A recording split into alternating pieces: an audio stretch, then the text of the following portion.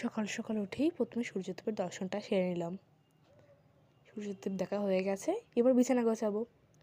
তেমন কিছু নেই, ওই এক চুটকি মেরেই গুছিয়ে নেব। বিছানা গোছানো হয়ে গেছে, এবার ফ্রেশ হব ঝটপট, তাই ফ্রেশ হয়ে নিচ্ছি।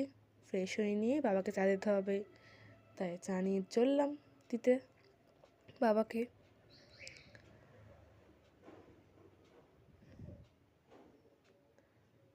বাবাকে চাটা দিয়ে এসে এবার নিজের খাবার পালা।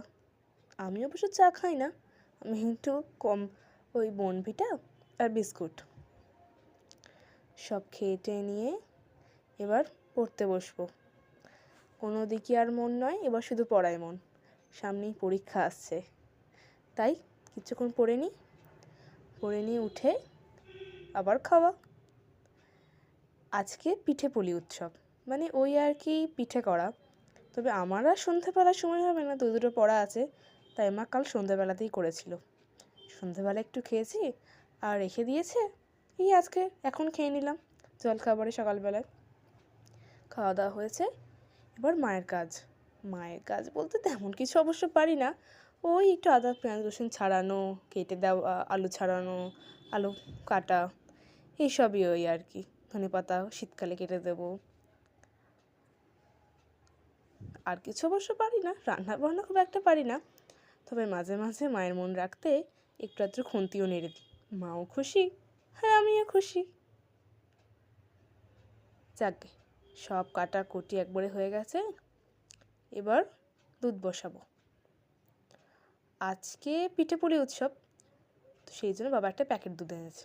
সাধারণত আমাদের বাড়িতে দুধ এমনিই আসে, তবে আজকে এক্সট্রা পাওনা, তাই আর কি দুধ কেটে প্যাকেটে ঢেলে সেটা ইন্ডাকশানে বসিয়ে দিলাম এই উতলাটা বলে।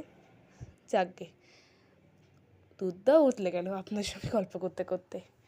দুধ উতলে যাওয়ার পর এবারে একটু মটরশুঁটি ছাড়াবো। কাল তো লক্ষ্মী পুজো বলতে এই পাতা লক্ষ্মী পুজো আর কি, ওটা আমাদের বাড়িতেও হয়। সেই জন্যই রাতের বেলা একটু মা ময়দা খাবে, মা নয় আমরা সবাই খাবো, সেই জন্যই ছাড়াতে বসলাম আর কি। ছাড়াতে বসা মানেই একটু গল্প গুজব ভিডিও করা, ওই আর কি যেটা হয় আর সাধারণত মধ্যবিত্ত পরিবারে।